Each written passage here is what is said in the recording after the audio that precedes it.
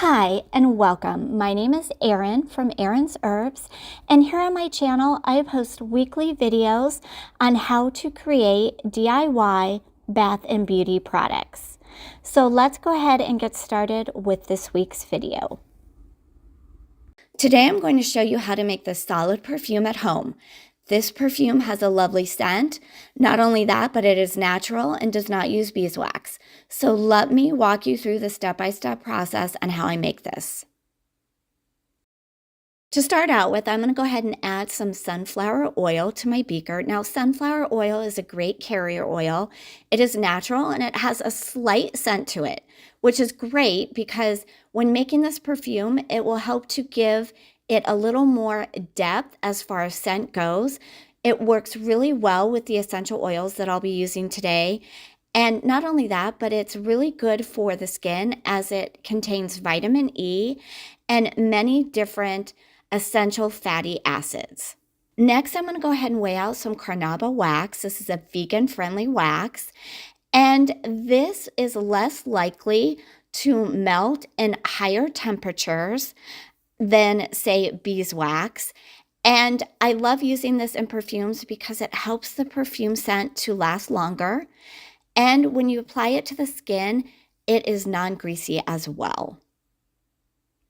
All right, so now that wax has been added, I'm going to go ahead and cover this and then gently heat this on my stove. Now, this will take a little longer than most waxes to melt, and that is because it has a higher melting point. So while everything is melting in a separate beaker, I'm going to go ahead and add my essential oils. This will give our perfume a natural scent, and the scent that I'm aiming for today is going to be bright and uplifting. And for that, I'm going to go ahead and add some sweet orange. This has a very citrusy but yet sweet smell to it. The next essential oil that I'm using in this perfume is lavender. This has a very floral but yet minty scent to it, and it's great for calming and relaxing the mind. Geranium is one of my favorite scents because it not only smells like fresh roses, but it also has a slight spicy scent to it as well. Last but not least, I'm adding some lemon. This has a very bright citrus scent to it, and I feel like every time I use this, it just really energizes me. So now that I have all of my essential oils, I'm going to go ahead and stir this really well, and this will help to combine them together to create a well-balanced fragrance for this perfume.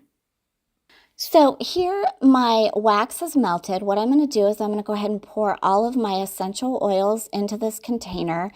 And you want to make sure to do this fairly quickly, simply because that wax will harden up, and it hardens up really quickly, making it very difficult to pour. So I'm going to go ahead and stir this really well. And then once I've stirred it, I'm just going to go ahead with my oven mitt, go ahead and pour this into my round tin here. Now, this formula makes approximately 7 ounces. So I actually was able to fill up 2 tins, which is awesome because I can gift one of these and use one for myself.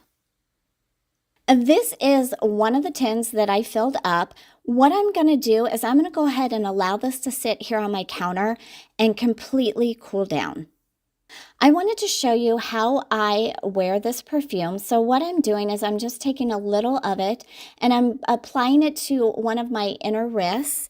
And then once I have the desired amount that I want to wear, I'm just going to simply rub both of my wrists together.